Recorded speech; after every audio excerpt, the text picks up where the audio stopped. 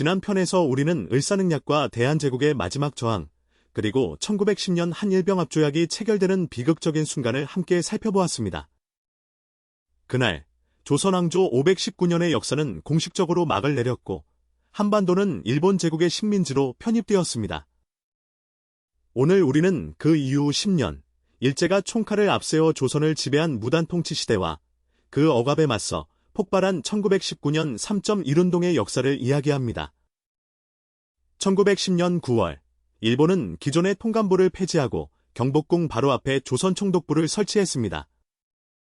총독은 일본 천황에게만 직접 책임지는 자리로 입법, 사법, 행정, 군사권을 모두 한 손에 쥔 절대 권력자였습니다.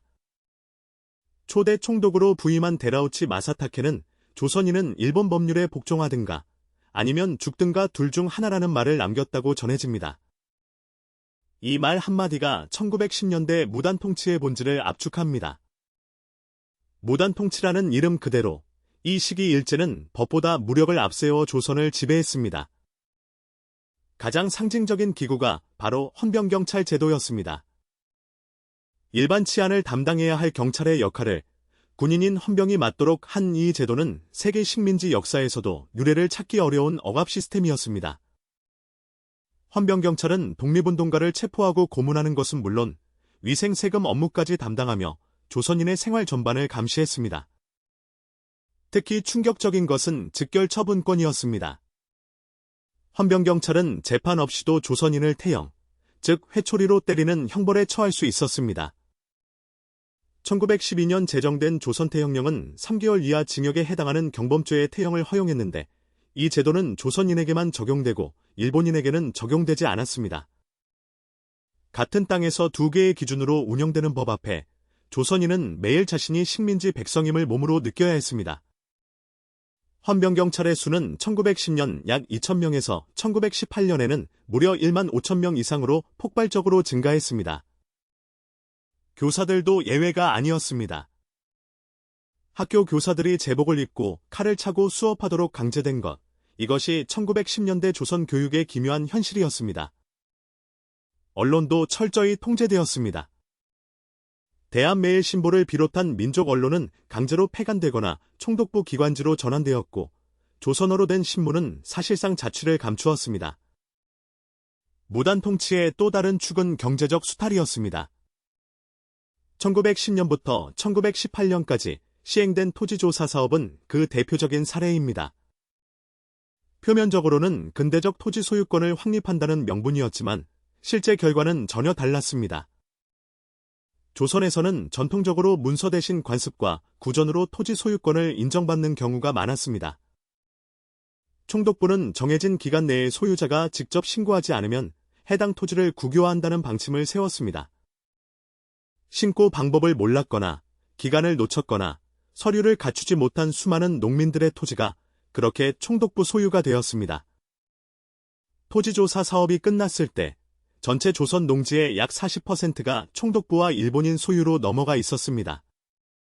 땅을 잃은 농민들은 소작농으로 전락하거나 생계를 찾아 만주와 연해주로 떠나야 했습니다.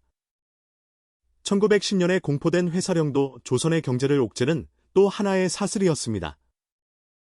이 법령은 조선에서 회사를 설립하려면 반드시 총독부의 허가를 받도록 강제했습니다. 표면적으로는 기업 활동을 관리한다는 이유였지만 실제 목적은 조선인 자본의 성장을 억제하고 일본 자본이 경제를 장악하도록 하는 것이었습니다. 조선인이 독립적인 경제 기반을 갖지 못하게 막음으로써 저항의 씨앗을 미리 잘라버리려 한 것입니다. 회사령은 3.1운동의 여파로 1920년에야 폐지되었지만 그 10년간 조선 경제는 심각하게 왜곡되었습니다. 교육 분야에서도 체계적인 민족 말살이 진행되었습니다. 조선 교육령을 통해 조선어 교육은 크게 축소되고 일본어 교육과 한국 시민 의식 고취가 최우선 목표가 되었습니다.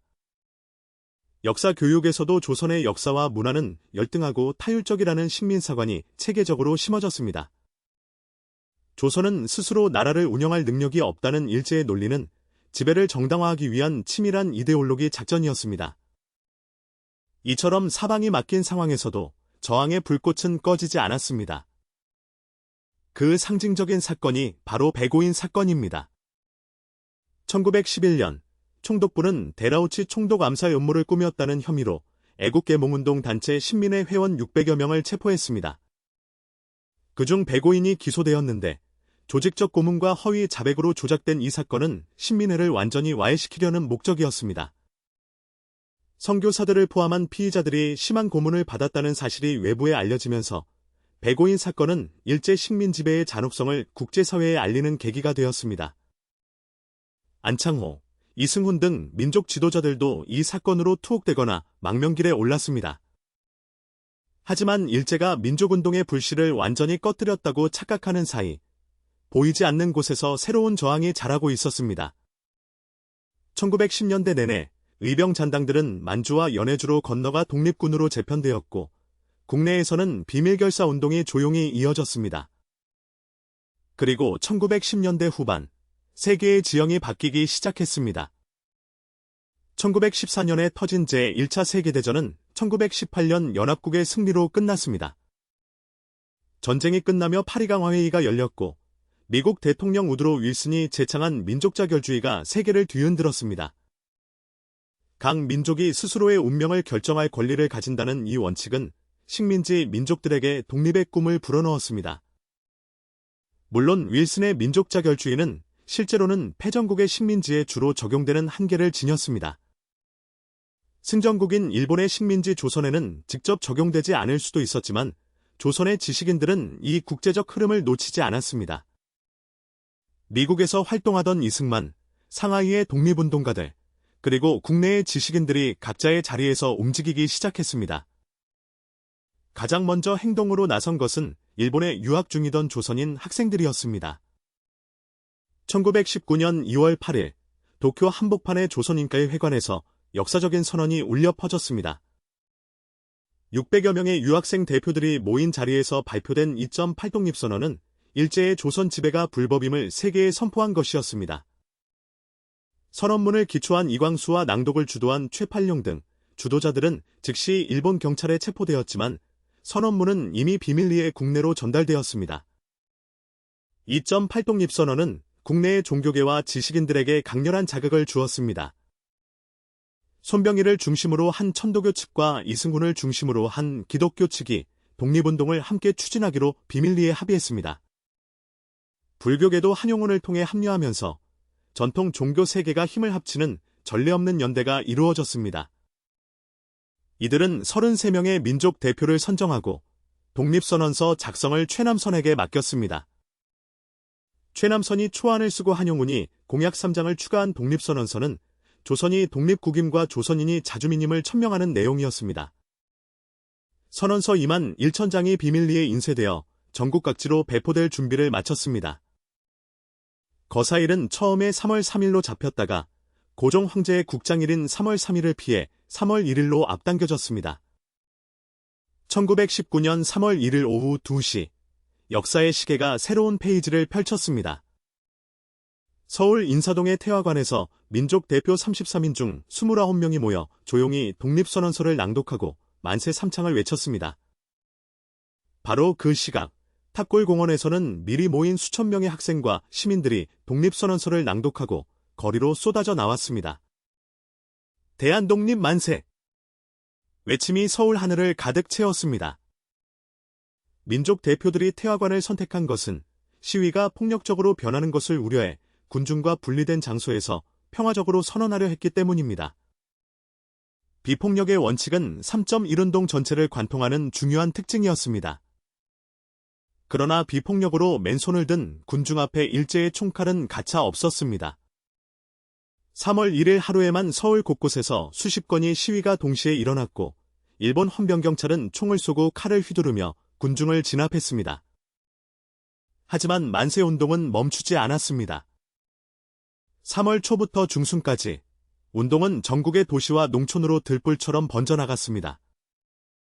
함흥, 평양, 대구, 광주, 개성, 수원 전국 방방곡곡에서 만세 소리가 터져 나왔습니다. 상점들이 문을 닫는 철시가 이루어졌고 학생들은 학교를 나와 거리로 나섰습니다. 농촌에서는 장터를 중심으로 운동이 확산되었는데 3월과 4월 내내 전국 각지의 장날마다 만세운동이 이어졌습니다. 이 과정에서 잘 알려지지 않은 기록들이 있습니다. 전라남도 해남에서는 70세가 넘은 노인들이 지팡이를 들고 만세를 외쳤고 함경북도 경성에서는 10대 초반의 여학생들이 시위를 주도하기도 했습니다. 신분과 나이와 성별을 막론하고 식민지 조선의 모든 계층이 함께 들고 일어난 것입니다. 그 중에서 역사가 특히 기억하는 이름이 있습니다. 충청남도 천안의 아온의 장터에서 만세운동을 이끌다 체포된 16살 유관순입니다. 이화학당 학생이었던 유관순은 서울의 3.1운동에 직접 참여했다가 학교가 폐쇄되자 고향으로 내려가 독자적으로 운동을 조직했습니다. 1919년 4월 1일 아온의 장터에 모인 3천여 명의 군중은 유관순과 함께 만세를 외쳤고 일제의 발포로 그날 수십 명이 목숨을 잃었습니다. 유관순의 부모도 그 자리에서 순국했습니다. 체포된 유관순은 서대문영무소에서 모진 고문을 당하면서도 끝까지 대한독립을 외쳤고 이듬해 9월 18살의 나이로 옥중에서 순국했습니다. 일제의 탄압은 갈수록 잔혹해졌습니다. 1919년 4월 15일 경기도 화성군 제암리에서 일본군 장교가 이끄는 부대가 마을 주민 약 30명을 교회 안에 가두고 불을 질렀습니다. 교회 밖으로 나오려는 사람들을 총칼로 막은 이 학살에서 23명 이상이 사망했으며 증거를 없애기 위해 인근 민가 수십 채도 불태워졌습니다. 제암리 학살은 캐나다 선교사 프랭크 스코필드 한국명 서코필에 의해 현장이 사진으로 기록되어 국제사회에 알려졌습니다. 스코필드는 이 사진들을 들고 상하이와 구미 열강의 일제의 만행을 폭로했습니다. 그의 노력은 당시 국제사회에서 즉각적인 반응을 이끌어내지는 못했지만 역사의 증거로 영원히 남았습니다. 훗날 스코필드는 독립유공자로 인정되어 외국인으로는 드물게 국립서울현충원에 안장되었습니다. 3.1운동의 규모는 그 어떤 기준으로 봐도 경이롭습니다. 약 200만 명 이상이 참여했고 집회 횟수는 1,500회를 넘었으며 7,500명 이상이 사망하고 1만 6천 명 이상이 부상당했습니다.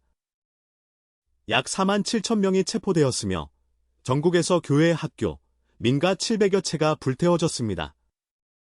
3.1운동은 즉각적인 독립을 가져오지는 못했습니다. 그러나 이 운동은 이후 역사를 바꾸는 세 가지 중요한 결과를 낳았습니다. 첫째, 1919년 4월 상하이의 대한민국 임시정부가 수립되어 이후 독립운동의 구심점이 되었습니다. 둘째, 일제는 3.1운동 이후 노골적인 무단 통치 대신 겉으로는 부드러운 문화 통치로 정책을 전환할 수밖에 없었습니다. 셋째이자 가장 중요한 것은 3.1운동이 우리 민족에게 스스로의 힘으로 역사를 바꿀 수 있다는 자신감을 심어주었다는 것입니다. 다음 편에서는 상하이 임시정부의 설립과 1920년대 문화 통치의 실체를 살펴보겠습니다.